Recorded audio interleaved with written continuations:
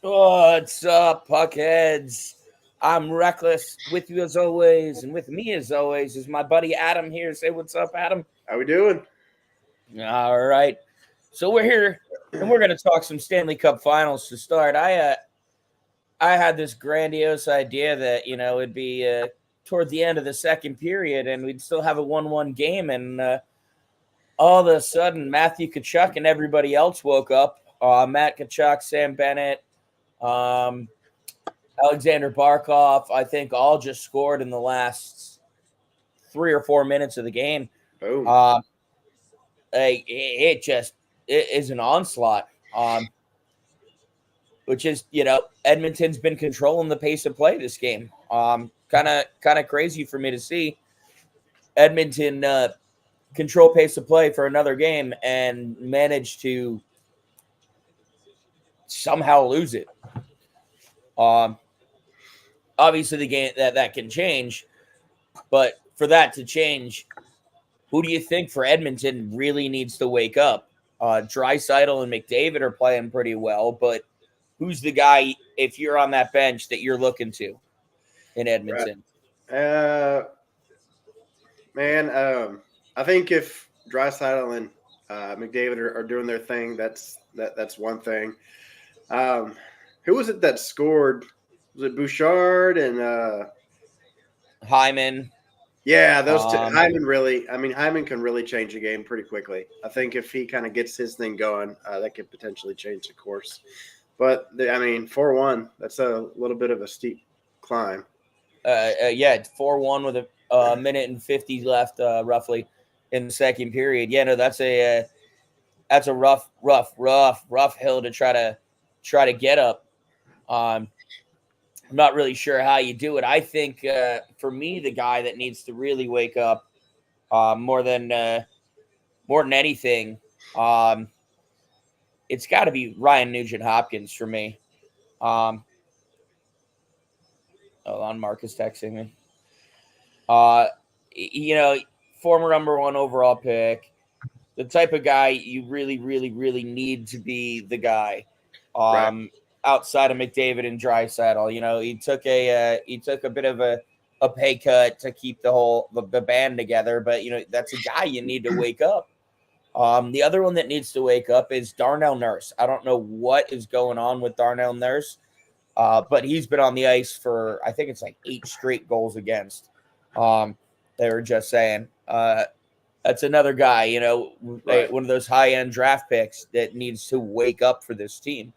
Now, is it that, or is it, or are the Panthers just that good?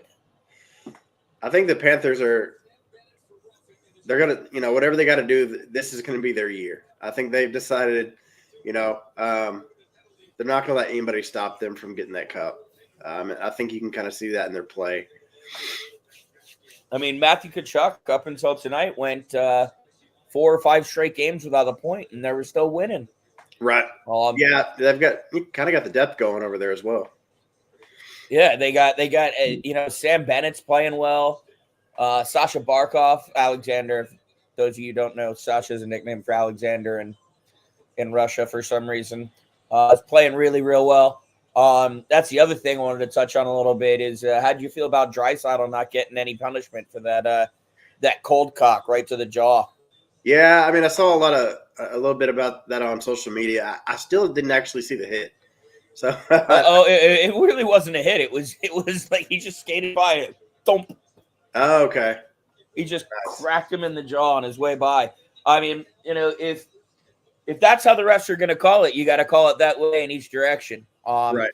I'm okay with it if that's how you're going to call it. But don't be surprised when someone tears off McDavid's head. Right.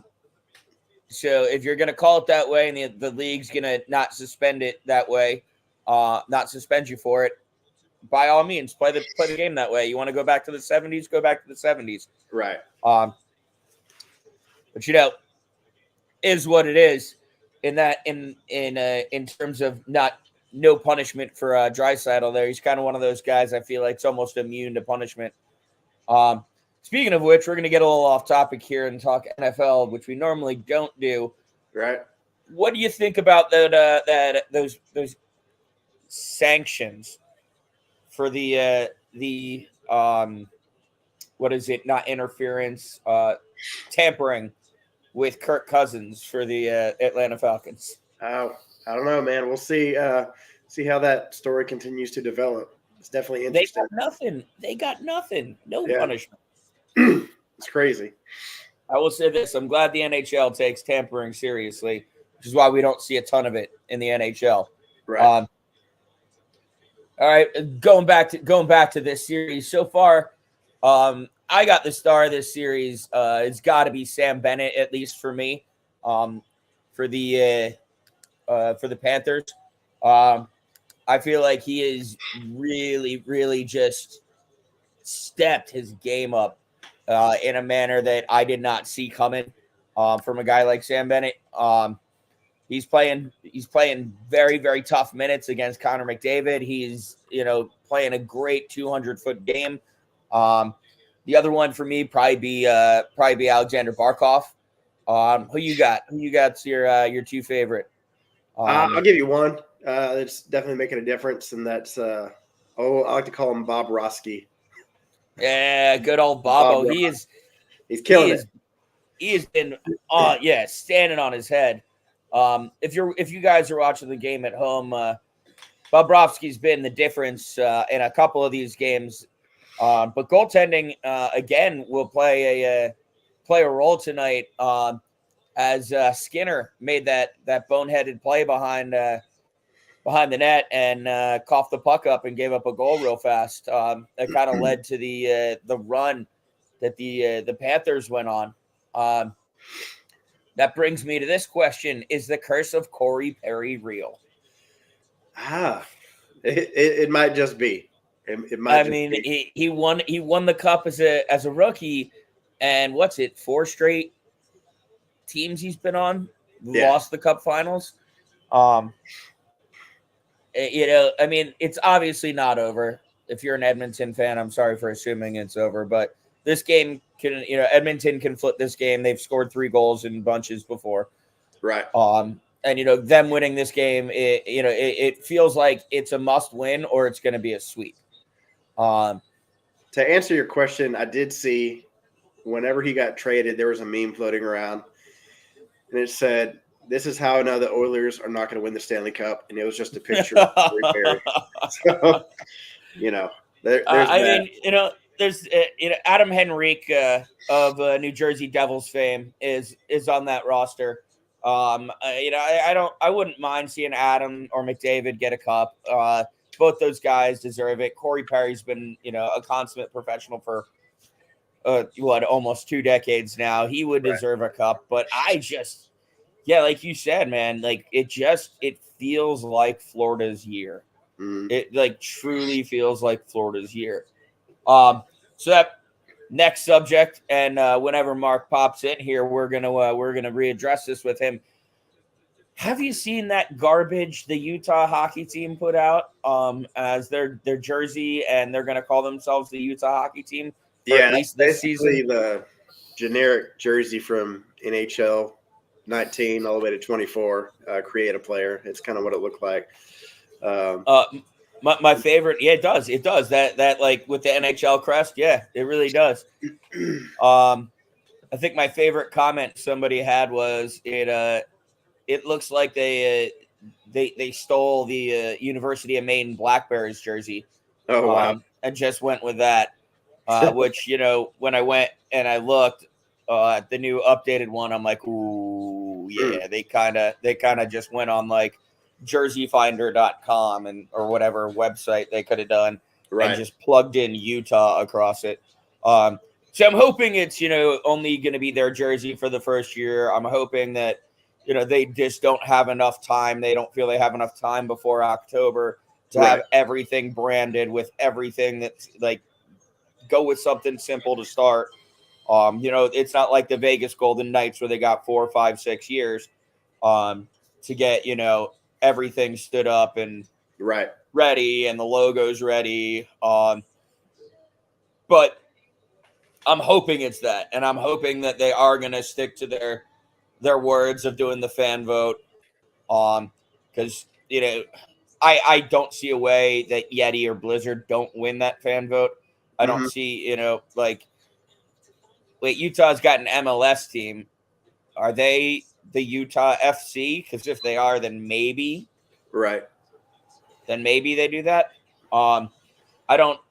I just can't see a hockey team doing that. Yeah, I don't. I mean, I think you just it kind of takes all the creativity out of it by just branding it the hockey club. So I'm pretty sure they're going to switch to something. I think more so this is just first year, maybe to kind of get merchandise alignments, everything, so we can start the club out and then kind of see where it goes from there. Well, they also have to build a new arena. So they might, it's going to take them. I think they said they have like 3 or 4 years, maybe 5 to have a new arena stood up and built. So it might just be, they're waiting until the new arena opens, or they can fully rehab what is essentially the Utah Jazz Stadium. I don't know if you saw, there's a whole bunch of that building that they're basically doing what the Islanders did and just shoehorning an ice rink into a basketball arena, which is fine. It housed hockey before for the Olympics. Right. But it's since then been renovated to be basketball only. So there's a whole bunch of really bad sight lines. I think like a third of the building has like limited ice view, which could mean everything that like you're gonna miss like the corner of the boards here to a quarter of the ice you can't see unless you stand up and crane your head. Right. I don't think it'll be as bad as everybody's saying online, but I don't think it'll be great. I think the NHL should have done, it's definitely better than playing in a 3,500 seat arena in, Tucson, Arizona. Very true. Yeah, very true. Like it's definitely better than the situation that team was in, 3-4 months ago. Right. But that brings the next question is, if you're them, who do you target? Because you need with when it was when the Knights, it was, they brought in Marc-Andre Fleury, Mark Stone. You bring in these guys, you need a big name. There's not going to be a whole bunch of big names on the market this year. One specifically, which, whenever Mark gets in, we'll touch on that too, is Patrik Laine. Announced today, Patrik Laine and the Columbus Blue Jackets are both attempting to get the star winger a fresh start somewhere. He broke his collarbone after 18 games last year. He's only 26 years old and has played a little over 500 NHL games. And he's performed quite well. He finished the player assistance program for mental health after he broke his collarbone. I imagine the breaking of the collarbone probably sent him into a bit of a depression. Right. So glad he's doing better. But let's talk possible landing spots. On a lot of the Devils forums today, they're posting that the Devils should make a tough run at him. The big problem is it doesn't matter if we got even more goal scoring if we don't have a damn goaltender. Right. I know we're okay for next year with a goaltender. He's not the best. Allen's not the best, but he's at least gonna do about league average. Which if the Devils did league average last year, they would have been in the playoffs this year. Right. Or if they did it this year, rather. You know what I mean? While it would be cool to see Laine on Jack Hughes' left wing, I don't see that as feasible with the other needs that the team has. So for me, I wouldn't want to see the Devils give up the farm to get a guy like Laine. I'm not sure what his cap hit is, but I know the Devils are already kind of like getting close to the cap. Right. What about Winnipeg? I mean, they got that solid goaltending. I don't know what their cap situation looks like. Yeah, Patrick Laine is not going back to Winnipeg. He's not doing he's not doing a return tour of Winnipeg. Gotcha. I was gonna say one of the ones I think would be a good fit, since you guys have a couple of guys retiring. I think you guys might actually be a good fit because the Stars aren't under a microscope in Dallas. You guys aren't the biggest team even in that city. I mean, I'd even argue high school football in Dallas is probably bigger than NHL hockey in Dallas. Yeah, could be. So it could be a spot for him where he could kind of fly under the radar, keep his mental health in check. I think that's kind of the place he's going to need to be, is a place where he can fly under the radar, at least for the next couple of seasons. Maybe under his next contract, he goes to, a big name team, like the New York Rangers. I mean, even the Winnipeg Jets are under a microscope. It's hockey in Canada. If you got games on Hockey Night in Canada, no matter what, you're under the microscope. He wasn't under the microscope in Columbus, but the team also stunk. So it might have played a role, and he kept getting injured when he was there. What about somewhere like Nashville? I'd be worried because him being on the player assistance program, he now needs to do drug testing, as we saw. What's his name? Who he lost, got booted from the playoffs because he failed that drug test. Nichushkin. Yeah, thank you. As we saw with Nichushkin, he'll be under the microscope of drug testing to make sure he keeps his mental health up, isn't falling into bad habits. Nashville is not really an easy city to stay sober in. I'm sure they're not gonna give him a hard time about drinking unless it gets out of control. Right. But I would think Philly's not a good one, because we all know what happened with Mike Richards and Jeff Carter, and getting sent to LA and winning a cup because they couldn't stop doing cocaine in Philly. I mean, I'm surprised he wasn't able to make himself happy in Columbus. I mean, I get it. I've lived in Columbus. The sky's kind of always gray there. It's kind of one of those Midwestern states where the clouds just kind of roll across, and there's usually just always cloud cover. Right. So it can feel a bit dreary. A spot he might be able to make work because they need help. Maybe Ottawa. Ottawa is probably the least popular NHL team in Canada. Right. Should have St. Louis. St. Louis is intriguing. Yeah. Especially with the news that came out of St. Louis today. That would be a good spot, a good landing spot for him. But with Ottawa, the big thing that they announced is they're not going to trade Brady Tkachuk. The biggest rumor was Brady Tkachuk was getting moved. GM came out and was like, we're not trading Brady Tkachuk. Yeah. That said, I'd like to welcome good friend of the show and our unofficial substitute co-host, Mr. Mark the Barber. Say what's up, Mark. Let's see if I can get this rolling. I can hear you. Somebody got into my stuff. Can you hear me? I can hear you. Yeah, we got you. Oh, shit. Somebody got into my stuff. You know what I'm saying? I let my wife use the room to teach her online class, and next thing you know, I have no volume. Even worse, fellas, I was sitting out on my deck. It was beautiful. I had the lights on, watching the game, and I couldn't click on the link through the phone. That stinks. How you guys doing? Well, at least it's between periods now. We're doing good. We were just talking possible landing spots for Patrick Laine. Ooh. I had mentioned Ottawa because they're keeping Brady Tkachuk up there. They've officially announced there's absolutely no way in hell they're going to deal him.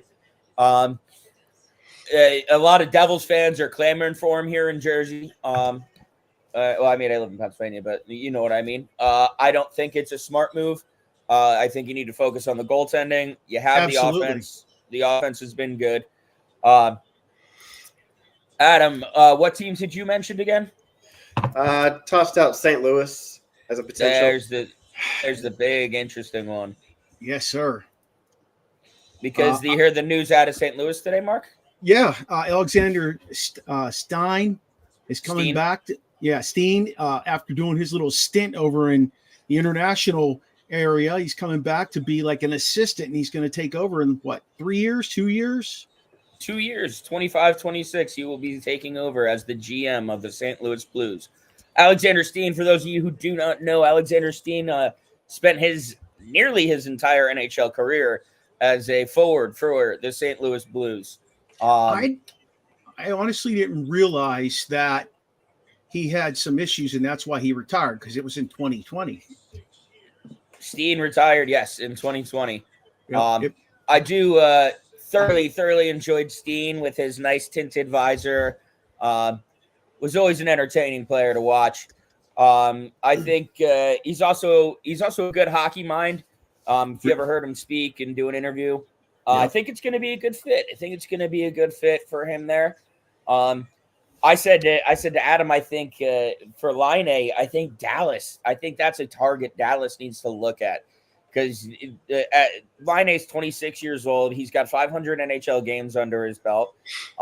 If one of you guys can look up what his points totals are, I think he's at like 0.6 points per game. Like, I think he's at least a half a point per game player for his career. Columbus, like, basically they just went public and were like, yeah, we're separating. So the price tag's not going to be high for a guy like him. And Dallas, you guys got that draft capital. And like I said, I think, him coming out of the player assistance program, he's going to need a market where he's not going to be under a microscope. And like I said to Adam, I'm like, I think even in Dallas,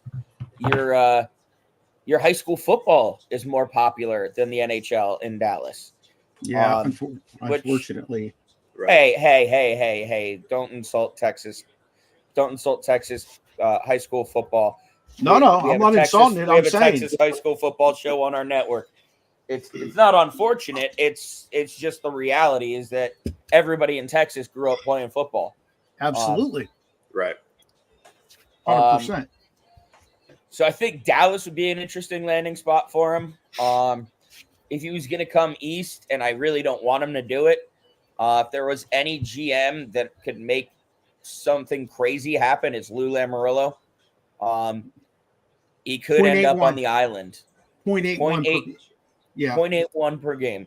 Yep. So he's scoring at 3/4 of a McDavid pace. And I think his contract's $6 to $8 million a year. 8.7, I believe. 8.7. All right. Yeah. So that's a guy, Dallas, you guys, Joe Pavelski's retiring. Right. You guys have a few guys that are going to end up leaving on free agency. Who you guys got leaving on free agency this year, you think? For Dallas. We've got to look at, Jamie's contract is coming. I want to say Suter is on that list as well. I think Suter's got one more year left. Right. One more. Based on the buyout article you sent me. Right. So it wouldn't make a ton of sense to buy out Suter at this point. Just eat the 1 year of it, or do the cap circumvention that I explained earlier. Right. Which is send Suter to the AHL, and when he refuses to report and says I want to void my contract, let him void his contract. That way you're not actually putting him on waivers and cutting him and then keeping the cap hit. That's the only way that would work. I think Hakanpää is UFA this year as well. That's a guy you'd want to keep though. It's a 50-50 on that one when it comes to talking his game versus what especially with bringing in Tanev and what he's kind of brought to the core. There's definitely been some interesting conversations around that. Excuse me. Yeah, no, Chris Tanev. I didn't think he was going to be as effective as he was. Great playoffs. Great season. Great stay-at-home defenseman. Really, you could tell the difference when he wasn't on the ice. But since we're talking about your Stars, how do you feel about Minnesota's decision to rebrand to the old North Stars colors? Oh, it's good, man. I like it. It's going to be a good right? look. Yeah. That's going to be that. It looks so much cooler. Yep. I think my favorite part, when I got sent, and I'm not allowed to tell you, sent it to me, but when I got sent the picture, I think my favorite part is them using in the for the assistant captain and captain, the state of Minnesota around it with the letter inside. I think that's like my favorite little touch on that jersey. It'll be really cool to see those North Stars colors again. It's been a long time since I've seen the North Stars. I think I was only like 5 when they moved to Dallas. Wow. Or no, when they rebranded and took the North Stars and did the original Stars logo, knowing they were moving somewhere because Minneapolis wasn't willing to pay for a new building. Right. Which for those of you that don't know, that was Mighty Ducks 2, right? Yep. When they were still in Minnesota and Gordon took them to go meet Mike Modano. Yeah. Oddly enough, I'm wearing my my Icelandic hockey team hat right now. Nice. But that brings up another subject we should talk about. Who was the worst player in the Mighty Ducks? Wow. We all know it's Charlie. We all know it's Charlie. But joking aside, what do you think your Pens need this year, Mark? What do they need? They need to shed some salary. They got to shed some salary. They have to. I know they're losing a bunch of guys free agency. They have to redefine the bottom 6. There's always talk about every guy that hits the market that they're going to try and make a trade for him. Remember I talked to you about Marner last show I was on? Yes, you did. So now the buzz around Pittsburgh is they're trying to move Carlson for Marner. They think that would help Toronto, and because Dubas has such a big connection up there that it'll work. I'm like, no way, And then today with Line, they're like, oh, Pittsburgh can move on a draft pick for Line, and I'm like, they can't eat his salary. That's $8.7 million. So I'm not sure what direction they're going to go. To shed Carlson, that's it. You'd have to shed Carlson. Well, you're not going to shed Gino. You're not going to shed Crosby. At the end of the day, though, they have got to get grit on that team. They have no grit. They have no grit. Some size. You need some size. Defensively, I think they'll be okay, to be quite honest with you. They picked, a couple of guys who came up from the minors at the end of last year, St. Ivy, and I forget who the other guy was at this point. But they had 2 guys come up, and they played really, really well. And they this Ludwig character, he's a physical guy, but he's not big. He's not big, He's a defensive player, but he's just not big, and he's a third line D pairing. So I don't know. I think they got to do a big shakeup, like you said. They got to move on from Carlson. Personally, I think they have enough to not win the cup, but they have enough to win and be competitive if they move on from Carlson. They brought him in. Well, they brought him in specifically for the power play, and under Jeff Reardon, the power play was garbage. So they went out and hired Quinn, and I think people are under the anticipation that since Carlson won a Norris Trophy with 100 points 2 years ago, that bringing Quinn in, who was his coach, will help him to excel. And I just don't know. I don't see that. I mean, you like me and Adam both know here, and I'm sure you know, Mark, you don't get younger as an athlete. No. And Carlson's had quite a few injuries over the years. An interesting trade prospect would be if Pittsburgh could retain, they'd have to retain probably about 30% of his salary, and send away a draft pick But they could make a Line A deal happen with Columbus because Columbus is going to need to hit the cap floor.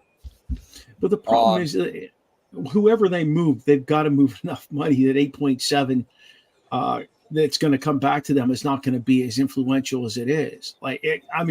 They're signing Sid, and all signs are pointing to when they sign him at the beginning, July 1st or whatever they're planning on signing him because it's coming. That he's going to want a little bump. He's been taking a hometown discount since he came into the league, $8.7 million. Great. But, he knows he's at the end. This is the last contract probably, and he's going to need a little bump. And that's what he's going to go for, they're saying. They're predicting Sidney's going to ask for more than $8.7 million. Yeah. Yep. All right. Well,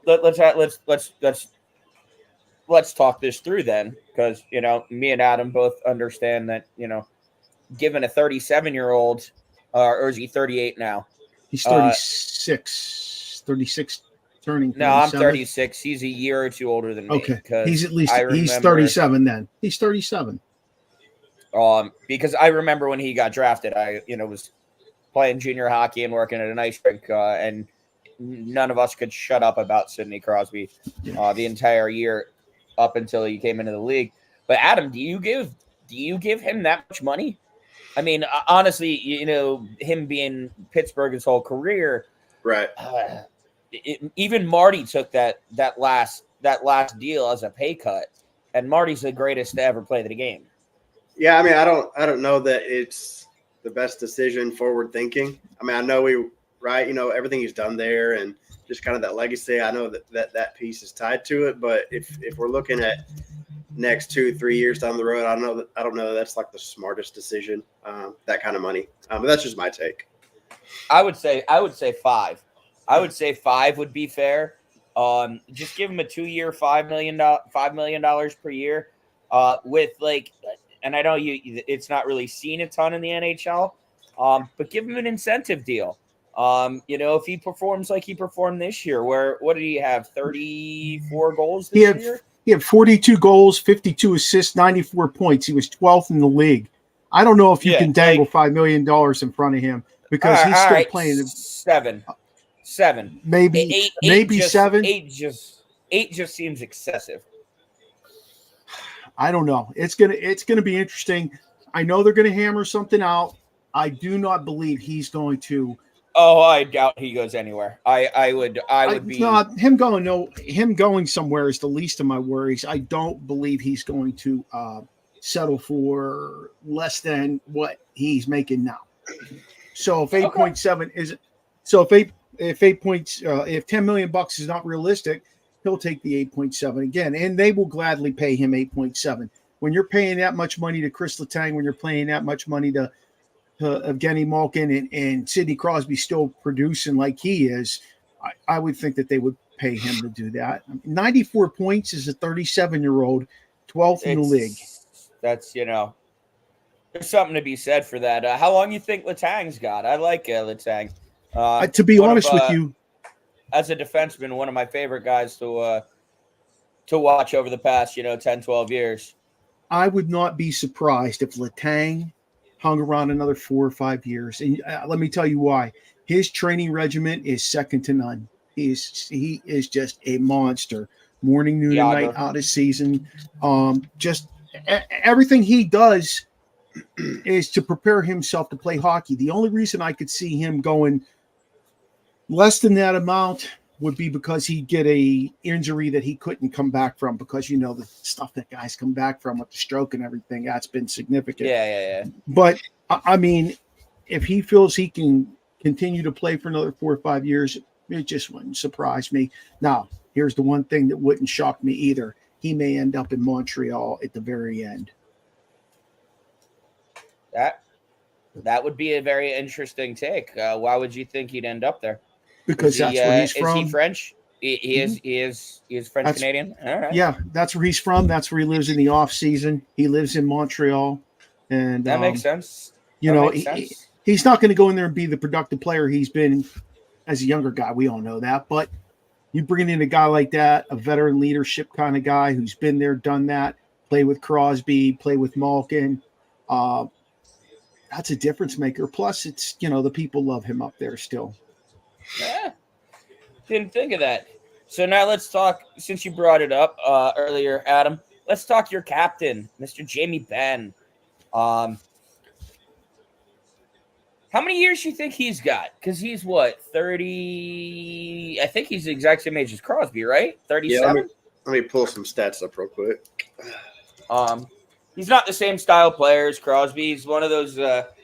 Sorry, my guys, my foot's falling asleep here and now tied into my charger. He's one of those, one of those guys who's he's like a team builder, a guy you build a team around. Right. Him, Ryan O'Reilly, Nathan McKinnon. Well, Nathan McKinnon's a bad example because all he does is score once he hit 3 years in the league. But Jamie Benn, Ryan O'Reilly, two guys that I would, if I'm starting an NHL roster tomorrow, those are two guys I want on my roster. Bringing that leadership, Jamie Benn had a great playoffs. Even if it didn't show up on the stat sheet as much as, you Dallas fans would like. 4-2 now. The Oilers have just scored. Bring it back. I mean, they could. There's still 14 minutes left. But Jamie Benn's, not to toot the Dallas horn too much, one of my favorite players of probably the last 15, 20 years. I love watching that guy play hockey. But what's he got left on his contract? I want to say it's up next year, so they'll renegotiate. I'd say, I feel safe saying 5 years. If he's 36, if he's in that age range, just because he's not so much of like he's not a McDavid. He's not a, who's the guy in Colorado? Nathan McKinnon, Ryan O'Reilly. There you go. His style of play is a little bit different. So I feel like even, what he brings to the table as a leader, locker room leader, I think he can continue that out for, another 5 years. It might take a lesser role as time goes on. Only time will tell on that. But I'd say, a good 5 years. I don't see him slowing down like I kind of witnessed a little bit with Pavelski this year. Pavelski had a good year. He couldn't get it going in the playoffs. And I think that's got more to do with him. We're gonna call it contemplating retirement. Right. Just to be fair to him, because he said that nothing is set in stone, nothing's been officially decided. He's still talking it out with his wife. My prediction on Joe Pavelski is you will see him show back up at the trade deadline next year. I think he's going to pull the Zach Parise. I think he's going to wait and see what team he thinks has the best chance to get him his cup, and then he's going to go there. That said, I think that team is going to end up either being Florida or Colorado, and he's going to come in on a $1 million for the just to try to get that cup. We saw Brad Richards do it. We've seen a bunch of other players do it. Zach Parise did it last year. I think that's what it's going to be, because Justin, listening to his interview, he seemed like the bug still had him bit, if that makes any sense. Like he seemed like he had unfinished business, right, and wouldn't commit to being like, I'm retiring.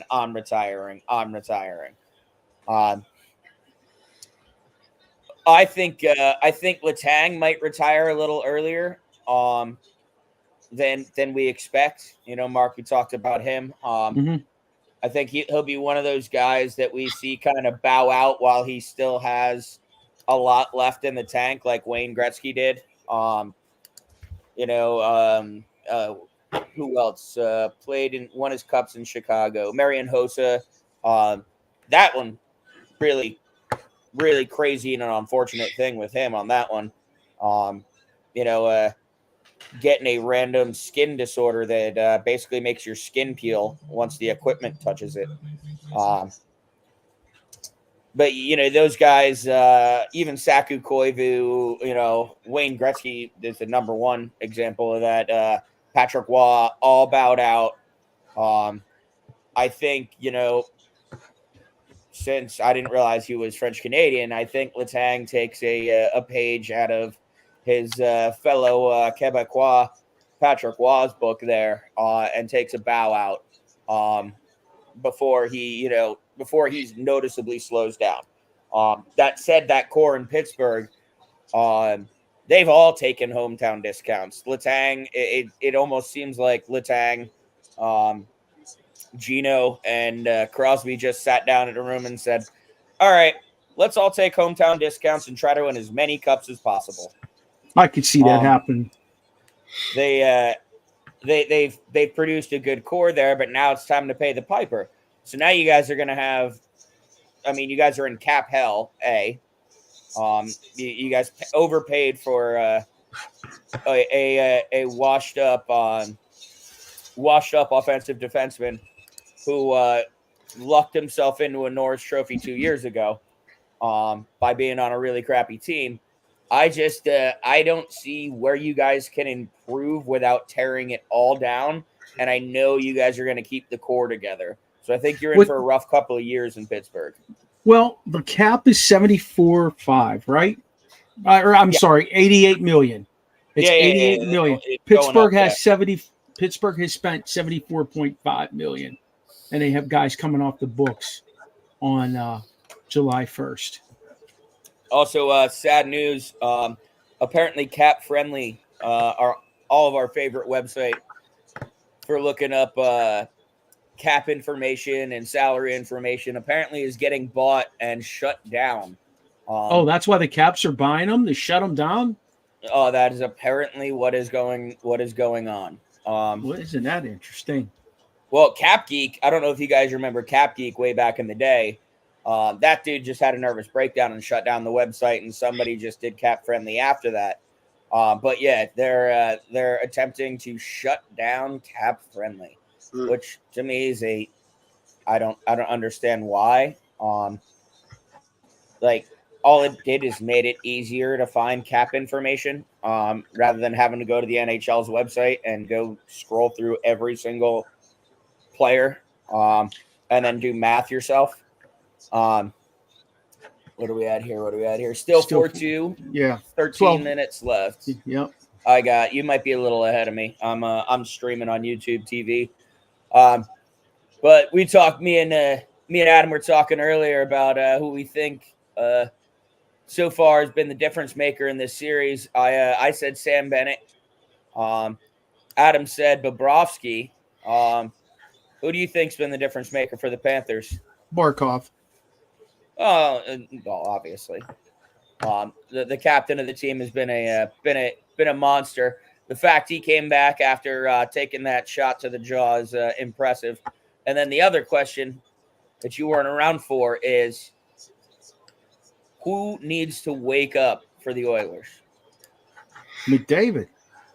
He's producing at over a point per game in the playoffs. What else do you need him to do? He needs to produce in the Stanley Cup Finals. That's where he needs to produce.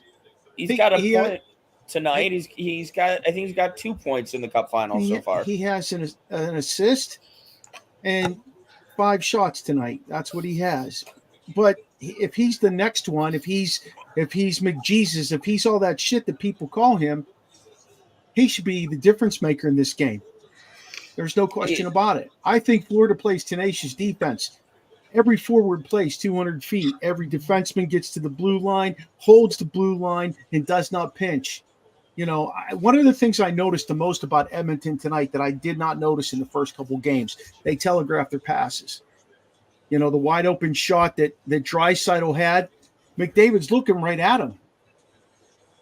That's where the great players know where that guy is and they put it on his stick. And I don't, I think that's one of their, personally, I think that's one of the things that's holding them back. I think McDavid and Draisaitl, to be honest with you, you're talking about 2 of the top 5 guys in the league the last how many years? They're not real visible in this series. You know, the Draisaitl's known for one thing in this series so far, and that's the elbow to Barkov's head. He left his feet, elbowed him in the face. And again, fellas, this is my perspective watching it. I don't disagree. That was the that was a I think they should have made him sit for a game. If it wasn't the Stanley Cup Finals, I think they would have made him sit for a game. I think also it helped that Barkov ended up not having a broken jaw and not having a concussion. He had the go-ahead goal in this game before. Well, he's got the game winner as of right now. Yeah, right now. Yep. Also, kind of clue in there a little bit on Skinner. You know, during that Star series, he was something else versus what we're seeing now. You know, goalies can be hot and cold, right? It happens all the time. He's going to have to get back to where he was if they're going to have a chance to, you know. The Stars in reality outplayed the Oilers every single game of that series. Mm-hmm. That game 6 loss, the Oilers had 10 friggin' shots, and the Stars had, I think it was like 42 or 38, something ridiculous like that. Right. And the puck, like if you looked at the time of possession, it was even more insane. You know, Skinner got hot against you guys for some reason, and he has gone ice cold in this series. And now I'm not sure if that's the fact that the Panthers, and I said it from the beginning of the playoffs, the Panthers I thought were the deepest team coming into the playoffs. Mm-hmm. You know, even ahead of the New York Rangers, President Trophy winning New York Rangers, and yes, that pains me to say. Right. Doesn't pain me to say that they got knocked out. But I just thought Florida was the deeper team, top to bottom. I thought they were the deepest team coming in. You know, like you got a guy, you know, if your third line center is Sam Bennett, who's, you know, logging 18 minutes a night and shutting down your opposing team's top line on a regular basis, you know, you're gonna have success. And I think as much as Mark Messier and Wayne Gretzky hate it, and you can see Wayne basically crying every night on TV that the Oilers get their asses handed to him, and Wayne, Mark Messier today. If you guys didn't see the intro to the game, it was quite funny. They're like, "Oh, nobody gives a crap about us. Mark Messier's here," and the Oilers fans are all going nuts about Messier, the Messiah. You know, and that's the other thing you got to think about is, did the Oilers overspend on 2 players instead of building, you know, what they had around Gretzky and Messier, Yari Kurri, Paul Coffey, Grant? Oh, happy birthday, Grant Fewer, by the way, the first black man to ever win a Stanley Cup title. He's apparently the NHL apparently has a documentary coming out about him in the next couple of months. So make sure you guys keep an eye out for that. You know, it wasn't just Gretzky having to do it all himself. You know, Marty McSorley was there, who was throwing mitts and scoring goals at the same time. I think what Edmonton's major problem is, you know, Ryan Nugent-Hopkins has disappeared in the playoffs this year. Yes, he has. Zach Hyman has been okay when they need him to be, you know, the 50-goal scorer he was this year. You know, they don't have a full team. They have McDavid and Draisaitl and Hyman. Like if you look at the back end, Darnell Nurse has played the worst I've seen a NHL defenseman play in as long as I can remember. He's been on the ice for like 8 straight goals against. And it might even be more than that over the course of the playoffs. Darnell Nurse, you know, another first round pick, just is not playing well. You know, that, and there's I always love looking at Paul Maurice. Even when he's winning a game, he looks angry. it's hilarious. He's one of those guys. Bouchard. Oh, go ahead. I'm sorry. I love those coaches.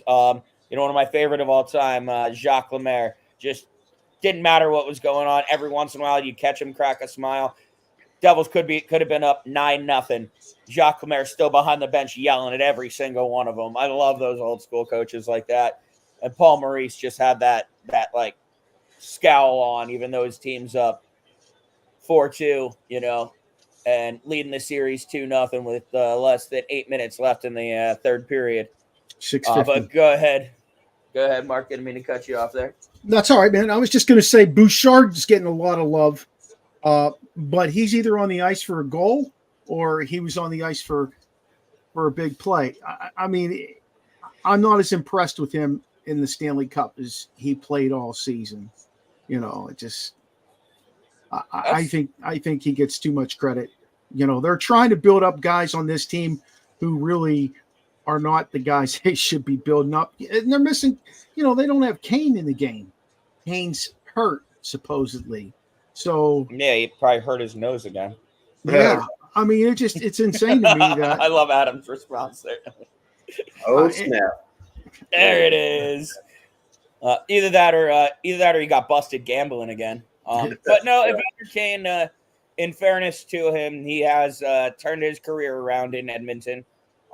He's definitely cleaned his act up. I honestly think he was nursing on, oddly enough, that same injury Patrick Kane was nursing, that hip injury. Yep. Just by watching the way he was skating, I think it just ended up being too much for him. And quite honestly, I don't think he'd have been effective in this series if he stayed in any further. He definitely looked like he was skating on one leg. Almost not quite as bad, but almost as bad as Adam Fox and the New York Rangers. 4-3, fellas. Oh, you're way ahead of me. Yeah, you're ahead of me too. I'm at 5:45, and they're still 5:17. Oh yeah, here comes. I can see it coming now. There's all he McDavid did was setting throw it up. to the net. That's what you're supposed to do. Playoff that's day one hockey rules. Put the puck on net. Oh, Only good things happen when you put the. That's what she said. Only good things happen when you put it on net. That's what my old coaches used to tell me all the time. Only good things happen when you throw it toward net. Right before this goal, I was about to say it looked like there were 8 Panthers out there on 5 Oilers. Oh yeah, they were tenacious, weren't they? My God, yeah. Edmonton couldn't take a stride, and somebody was on them. Right. He just like and I mean, I hope they don't. If the Oilers do in fact lose this series, which statistics say the team that wins 2 straight games to start the Stanley Cup Finals or any NHL playoff series wins 91% of the time. I saw. So if the Oilers don't come back and manage to win this series, do they pull a Vancouver and burn the whole city to the ground? I don't know if they do that in Edmonton. Well, I mean, I remember Edmonton losing. What was that? 2006. That was 6, right? It was 5 or 6. I couldn't remember what year. 2006. Dwayne Rollison was the year Dwayne Rollison went on that crazy run for Minnesota to the Western Conference Finals too, right? I think that was that year. Either way, they didn't burn the city down then. Calgary didn't burn the city down the last time they lost, which was who did Calgary lose to? The Blackhawks? Nika Kiprusoff was the goalie. No, that's both Western Conference teams. I'm sorry. No, it was the Lightning. The Lightning. It was the Lightning. I can't believe I said that. They didn't burn it down. I'm just curious as to, Vancouver is supposed to be this laid back area. What possesses them to burn it down? Vancouver's the Austin, Texas of Canada, right? It's supposed to be. Yeah. Supposed to be laid back and chill. But, anytime they lose, there's a riot. That's it. Back to the Cup Finals, boys. Let's say this game doesn't go into overtime. Let's say Edmonton doesn't tie the game. Do you think Edmonton can hold on for 2 more games? No. To make it to 6. Steamroll. Steamroll, I think. I think you're right. I agree. Get the broom out. I don't think you should get the broom out. I think that there's too much pride in Edmonton. But if Edmonton doesn't win tonight, it'll be done in 5. I don't think they can. I don't think Edmonton. They sometimes they look brilliant, and other times they just look defeated. Fellas, they put the whistle away right there. Right there, it seems like the entire Panthers offense and defense is collapsing and trapping them. They're playing, like the 1995 Devils. Like a little left wing lock. Is that what you're saying? They're playing like the 95 Devils. Which is a great compliment. The Devils, Jacques Lemaire, that system. Jacques Lemaire, Larry Robinson was the assistant coach. Great system. Hell, they had to change the rules to get them to stop playing it. Yeah. No more clutching and grabbing. They erased the 2-line pass. I mean, Marty, they had to put the trapezoid in on over Marty. That's the other thing I wanted to talk about today that popped up. Today is the 21st anniversary of Paul Korri's hat trick he doesn't remember. That's pretty awesome. If anybody knows what I'm talking about, feel free to elaborate, or I can. Talk about when he got knocked out, right? By Mr. Scott Stevens. Nice. Paul Korri came across the center of the ice with his head down. I can't remember if he had 1 or 2 goals at the time. But he came across the ice with his head down, and Scott Stevens, being Scott Stevens, came across, clean connection through the chest, through the head. Paul Korri was laying on the ice, not breathing. Medics come out. You can see him take a giant as he woke up. Goes into the locker room. Then the man comes out, and I can't remember if he scored 1 or 2 more goals, but he scored the game winner. Edmonton that just was got the really most close. important one. Looking at the replay now. They got real close to tying it. The game winner was Paul Korri. But that year I was looking up some fun facts, and we're gonna play a quick little trivia game here, boys. Who was the goaltender that had the most wins for the Carolina Hurricanes? Not most wins in the NHL, most wins for the Carolina Hurricanes that year. Ooh. Well, he was a hint. You see him on TV all the time. He was a hot commodity too. Kirk McLean? No, McLean. McLean was a center. Jesus. Captain Kirk played for the Devils. Yeah, you know what? Here's my problem right now. I'm gonna be completely honest with you. I'm trying to watch this and talk to you at the same time. You're good. We're doing the same thing. Oddly enough, this guy also played for the Devils. And you see him on TV nearly every week while you're watching the NHL season. It is Mr. Kevin Weeks. Really? With 14 wins. The Carolina Hurricanes stunk that year. Guess who had the most wins that year for a goaltender? Pekka Rinne. Martin Brodeur in 2003. 41 wins. Nice. That was the year he won his Vezina. One of his Vezinas. Honestly, it was a great year for hockey overall. For your stars, it was Marty Turco. Boom. For the Pens, I can't remember because Ron Tugnut was already gone. Might have been like Sebastian Albon. Oh, off the pipe. But I think my favorite was that 3 former Devils that year that had played for the Devils before that year led their teams in wins. Steve Shields, Mike Dunham, Well, and then Marty Brodeur, and I can't remember the other one. That was another backup. That was actually the year Chris Osgood played for the New York Islanders of all teams.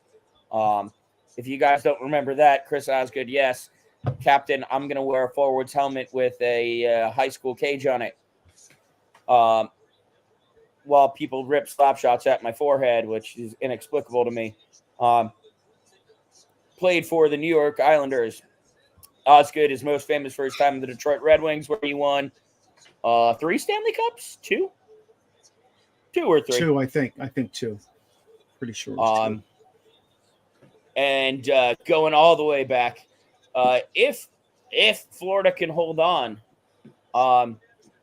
last time Florida was in the Stanley Cup Finals was last year, and they lost.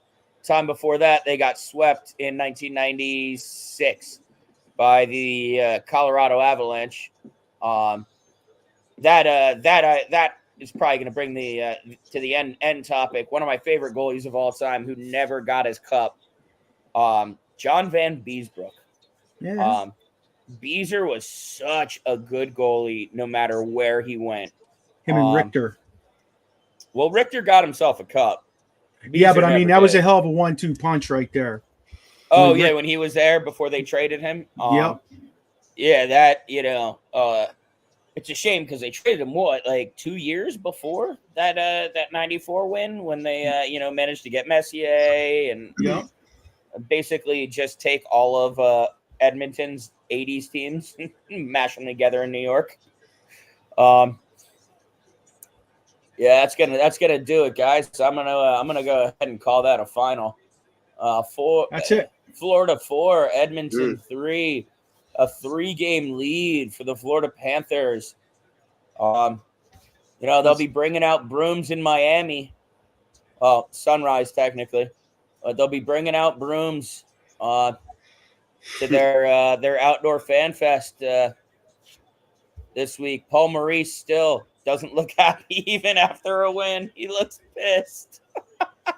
I'll tell you what, he's the kind of guy who, no matter what you're doing right, I think you come to the bench and he probably tells you, stay in the system, stay in the system, stay in the system. Even if you're doing it all. There's a reason the guy has had so much success everywhere he's got.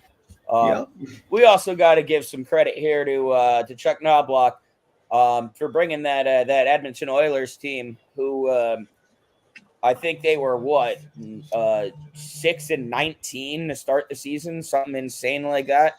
And ended up 4-12, something nuts, and ended up being second or third seed in the Western Conference, and now in the Stanley Cup Finals. So there's something to be said about that. Now here's the other question, Adam. Me and you didn't really touch on it much. You think Sheldon Keefe's a good fit in New Jersey with the 2 of the 3 Hughes brothers there, Nico Hischier, with Jake Allen showing some promise, and the other Kakkonen, I think is his last name. I don't know. It's like this big. The other goaltender they traded for last season from San Jose. Do you think Sheldon Keefe's the right fit there, Adam? Yeah. I mean, I think look at what he's done in Toronto over the past few years.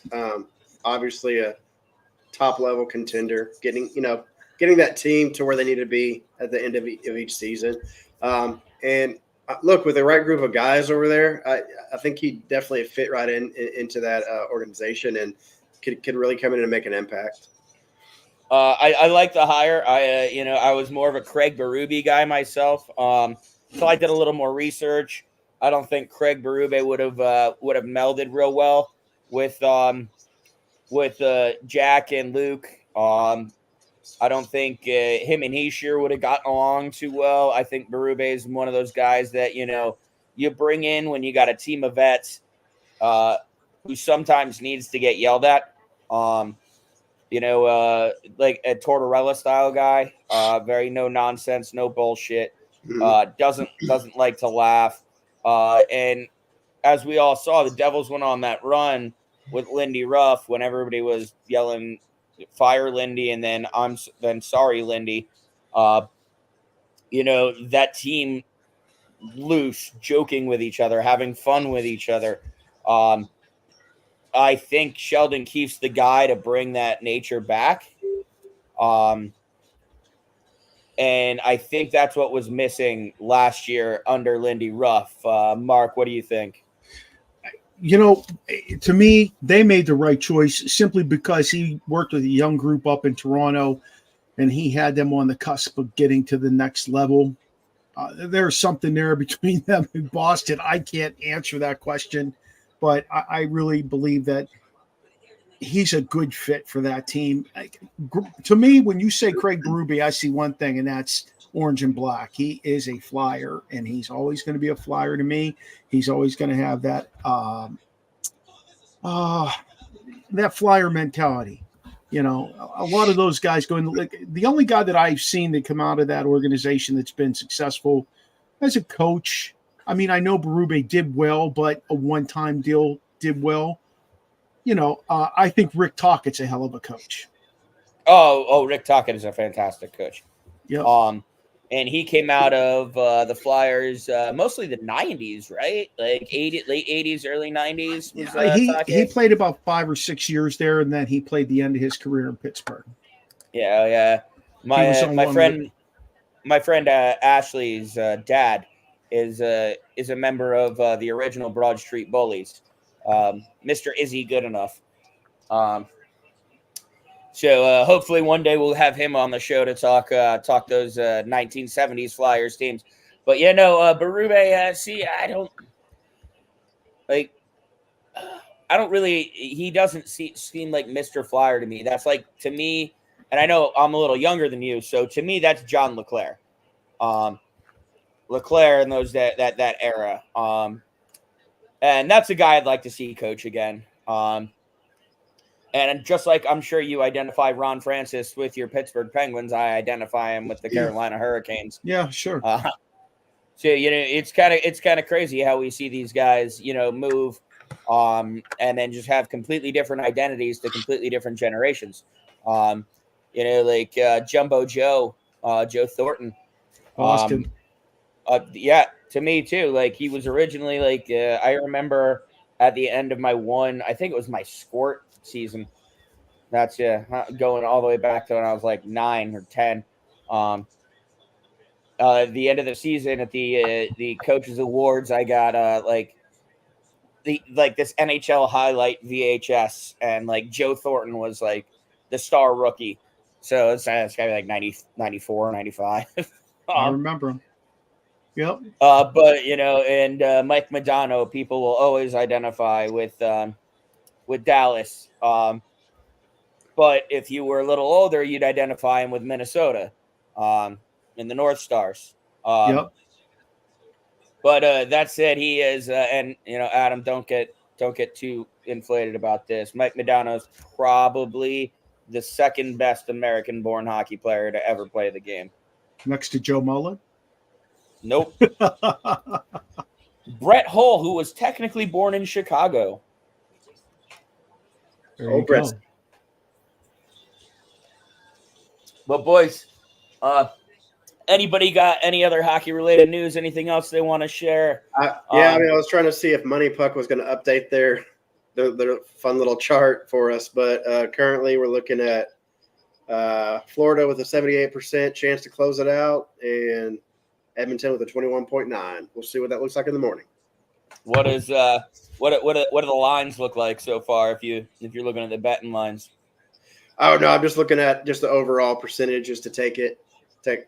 Oh, okay. Yeah. Oh, Adam, that's got to be like 85 in the morning, maybe 90. Yeah.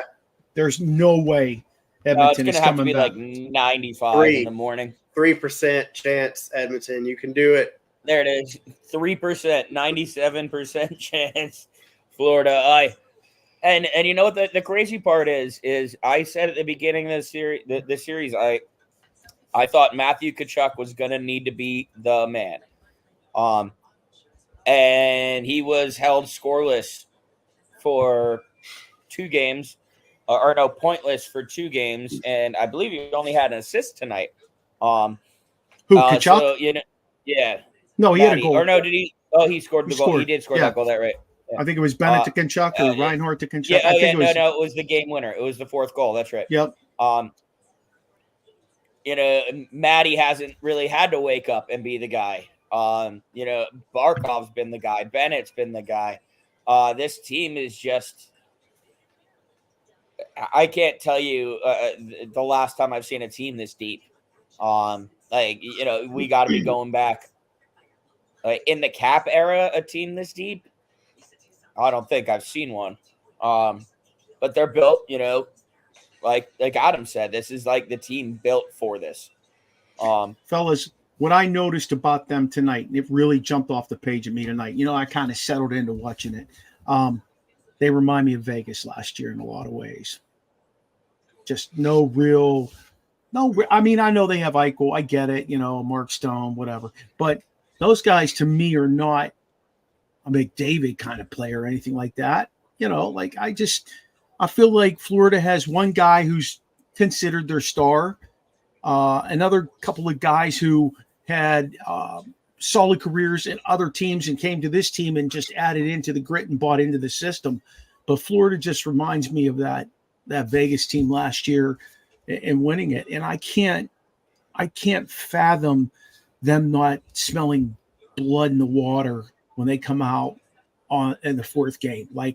I don't know what Edmonton's going to have to do in order to knock Florida down a peg, because Florida's just controlling play. They came out tonight, and the first thing they did was they let Edmonton play their game to start with, although they tight checked it. They let them get their shots, but they put themselves in position. They went back and forth with them initially, and then before you know it, Florida scores that goal at the end of the first, and that was a changer right there. I like this one. As soon as the second started last year. They made it 1-1 to end the first, I thought. No, that was the beginning of the second. Oh, that was the beginning of the no, okay. I was dropping the kids off. I had to leave the house, so I right at the end of the first, and didn't get back. Let me ask you this. You said Florida was in the finals last year, which I know, and anybody who's a hockey fan that's watching us knows. Let me ask you this. Does Edmonton repeat and get back to the finals next year? They have the roster and the coach to do so. The big question is going to be, does McDavid want to stay? I said it on mine and Adam's first ever podcast, first ever show. I said, I feel like it is now or McDavid's going to demand a trade. I don't think McDavid's gonna wait around anymore. In all honesty, he's going to want to trade into the States, or is he going to go to a different? I think he's going to want to go to Tampa. Just to be completely honest, I think Tampa's going to move on from Steven Stamkos unless Stammer takes a super sweetheart deal. I think McDavid's going to want to go somewhere where he doesn't have to pay state income tax. The taxes in Edmonton are high. The taxes in Canada are high. He's not unless he wants to win on the biggest stage, then he goes to a New York, a Toronto, a Montreal, a Chicago. But I think if he does demand a trade, and I'm not saying I'm predicting it, because they got to the Cup Finals this year. I think that might have bought them another year. But when he does, I think he's going to make himself go somewhere where he doesn't have to pay state income tax. We talked about it on the show. Adam had to work and you subbed in. Should there be a different salary cap for teams that don't have state income tax? I think it's an enticement for players like a McDavid, to want to go to a team where, they get to keep basically all their salary besides the federal income tax. That said, I also think that Tampa's the only other spot that's, got that championship pedigree, is built the right way. And you know, with Stamkos gone, McDavid could just slide right into that number one center slot without a problem, and he's got probably the best goal scorer on his wing, even if he decides that he needs to do long-term IR every other year and come back right for the Cup Finals. And you know they have Nick goalie, but they got Vasilevsky too. They got they have the goaltending, they have the defense, they have a depth there.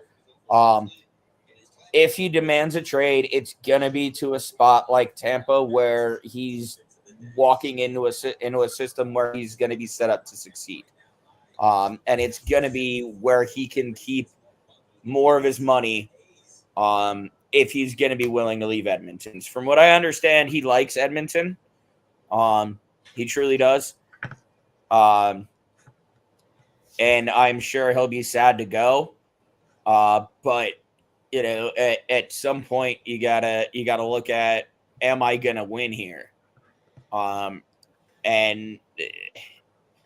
I got that feeling that Edmonton's kind of been snake bait along with the entire country of Canada since Patrick Waugh had his temper tantrum when they left him in the net to get what was that when Patrick Waugh skated over and told what's his face, I can't remember the coach at the time of the Montreal Canadiens, that I'll never play it. I'll never play another minute on this roster.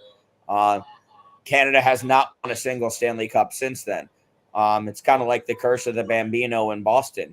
Canada might have to wait 100 years to get another cup. But I think by getting here, Edmonton has bought themselves another year of McDavid. Do I think they get back next year? No, I don't. I think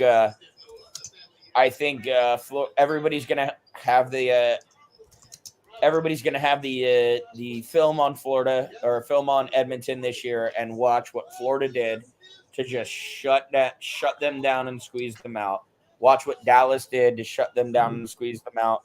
The only reason they beat Dallas was Skinner. That there's no other reason.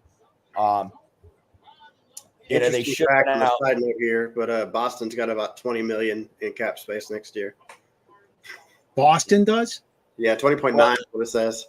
McDavid wanted to sign a little one year or something.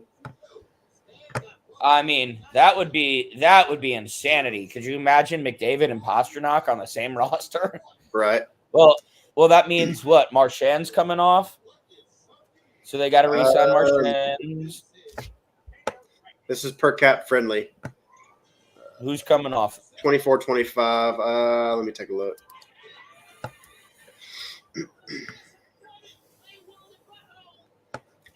What's up, Ashton? Hold on, let me give a shout out here. What's up, Ashton? Yes, the series is kind of looking like the NBA Finals here. If y'all ain't watching the NBA Finals, it's not going the Mavs' way. It's definitely not. The Boston definitely had an easier road to get there. The Mavs kind of battled uphill the whole way and had a much harder fight.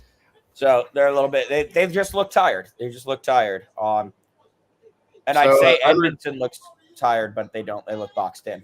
Unrestricted, they have DeBrusk, Maroon, Heinen, Lucic. Restricted, Swayman's on there. Okvist and Boosie. All right. So rumors that I've heard is that Boston is attempting to keep Ullmark and Swayman together for at least one more year. If I'm Boston, I would have already called Tom Fitzgerald of the New Jersey Devils and said, what do you want for that 10th overall pick?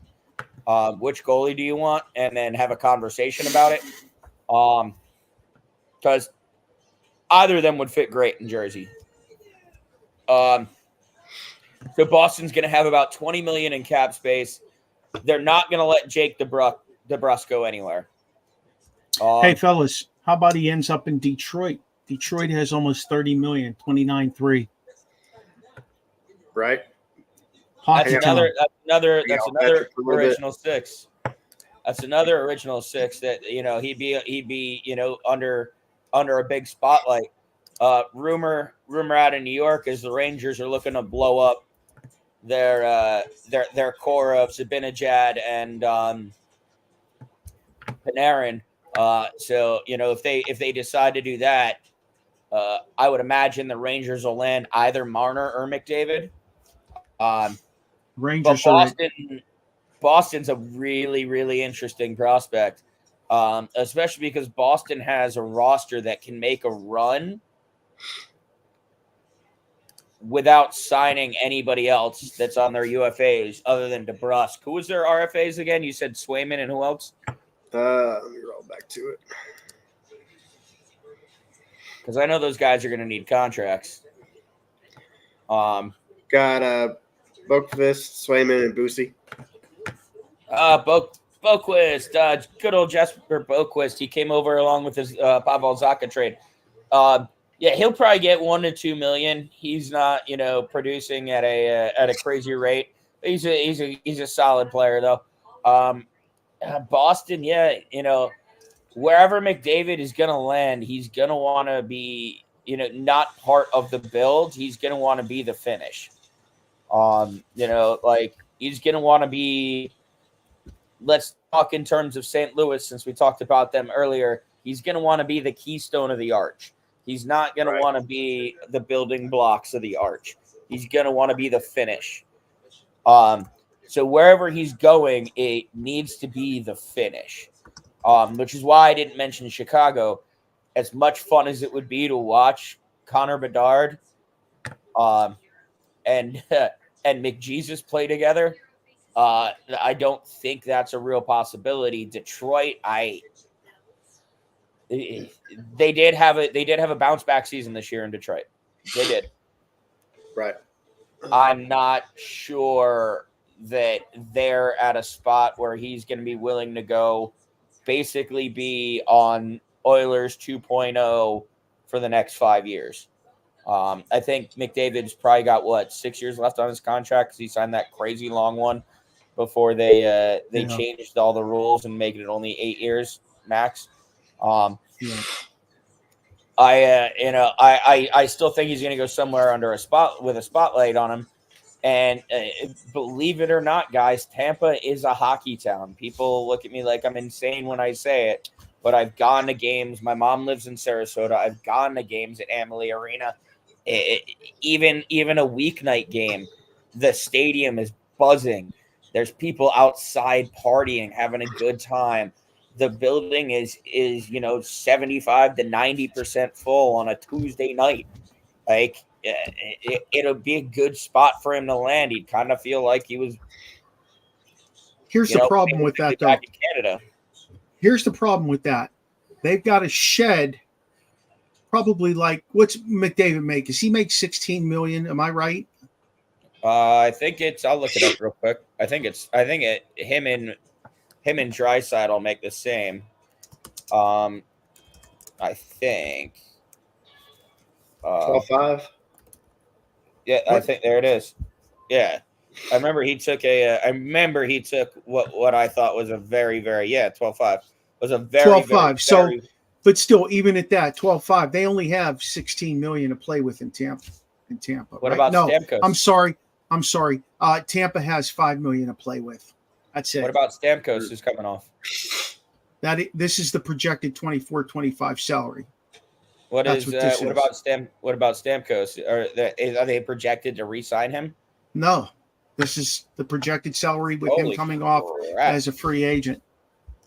Ooh, all right, that does present a very, very large issue. I definitely thought with him coming off that they'd have a lot more cap space, but $5 million. Woo! How much retained salary do they have if you're looking at it? Well, they currently will have, based on this, 82.6 tied up in the cap because they have 18 of 23 roster spots signed. Mm-hmm. That's why. Well, here's the other question. Do they have any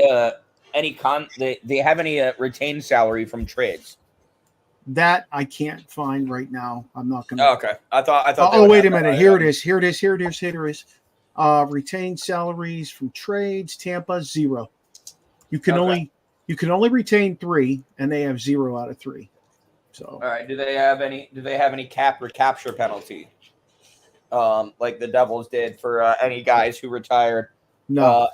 After contracts were signed after 35. And Steve Stamkos is going to be how old is he going to be this year? I freaking had this written down.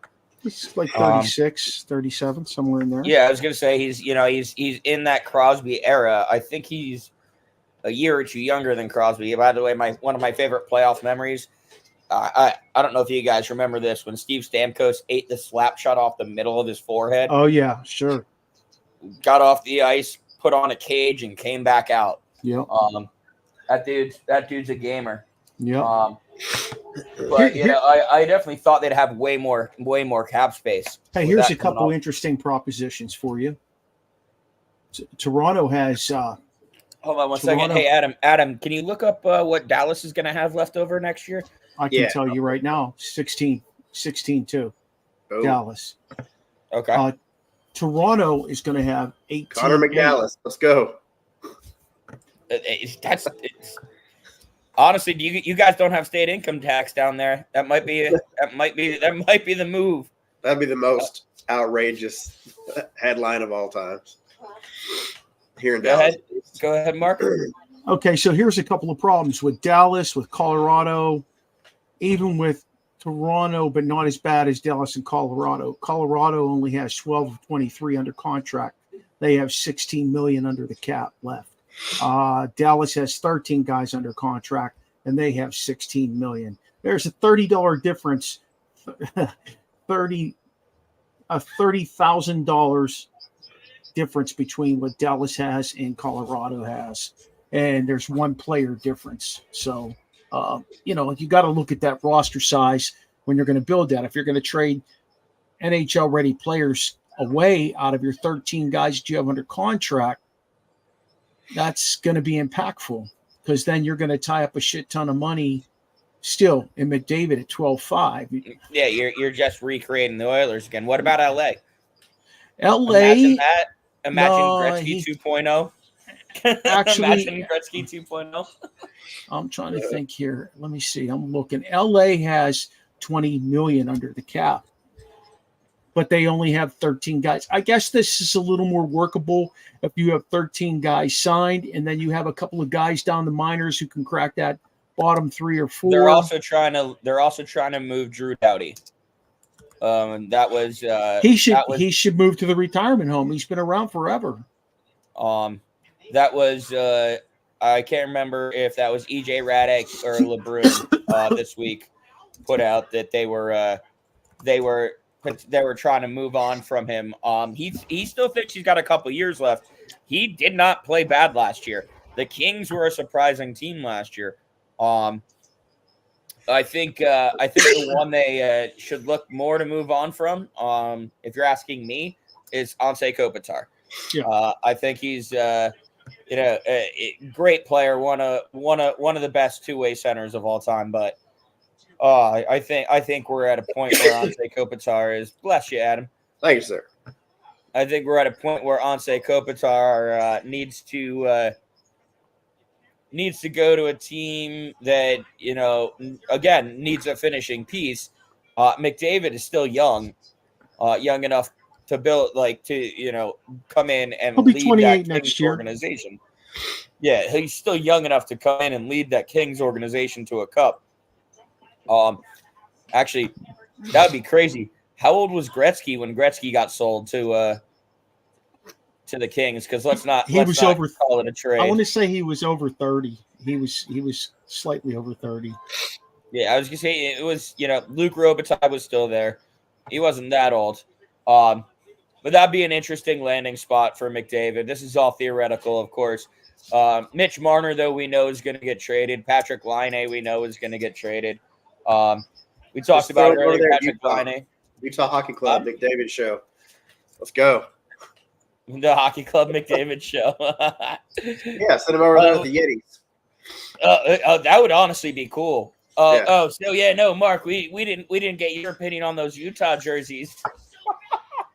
It's like looking at Seattle, first of all. Like, I'm not down You know with what it it at actually all. is? You know what it actually is, Mark? What? Somebody told me this. Look up the University of Maine jersey. Yeah, I can see that. Yeah, like down to the colors. Like it's nuts. It's nuts that they didn't come up with a better name.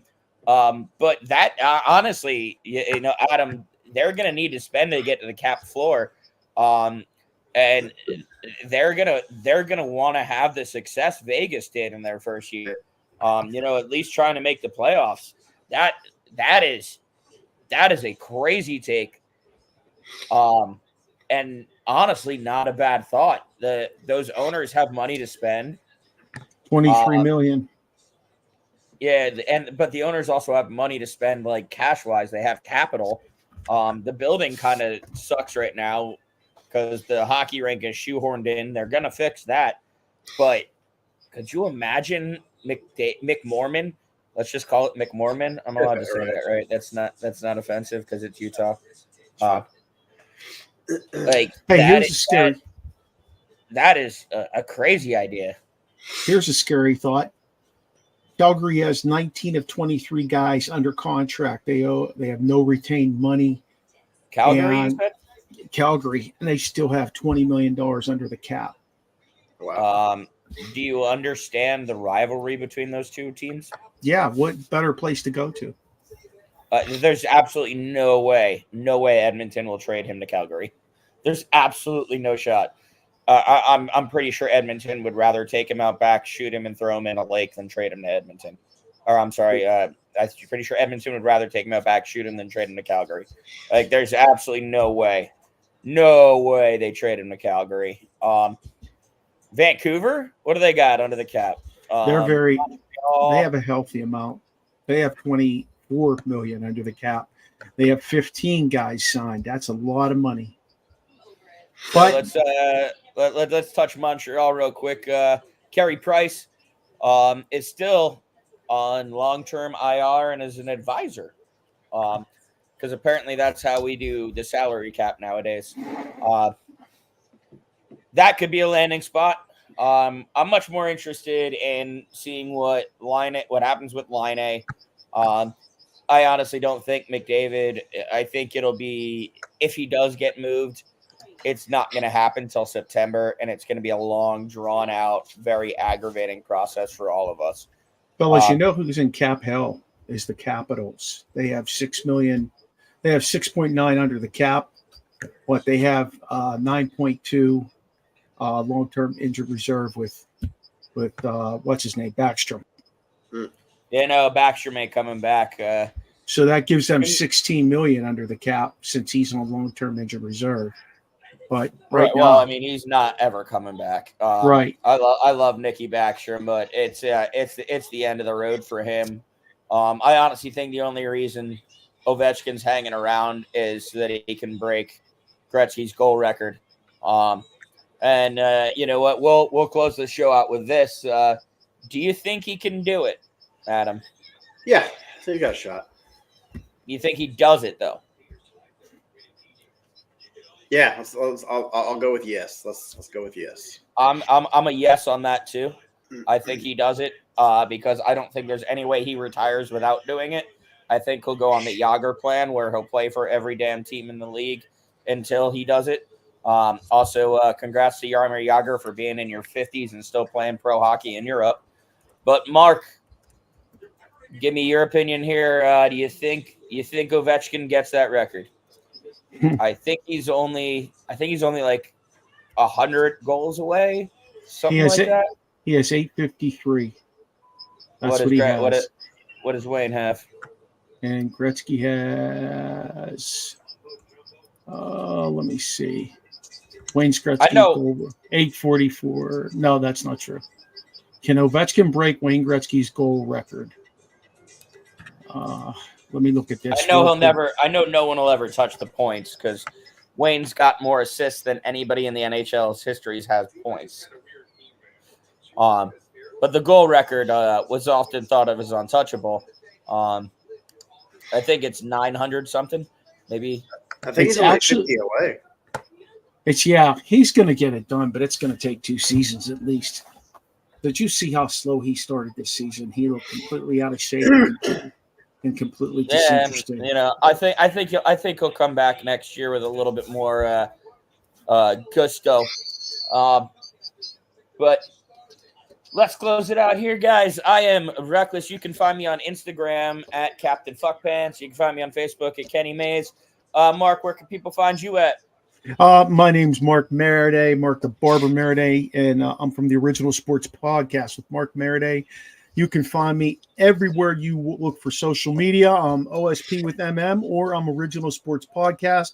We do our show mostly Tuesday nights at 7:05, and we drop on Roku every Tuesday night from 9 to 10 on ESEN, Elite Sports and Entertainment Network. Is that 7:05 Eastern or Central? Because half 7:05. Yeah, it's 7:05 Eastern. My bad.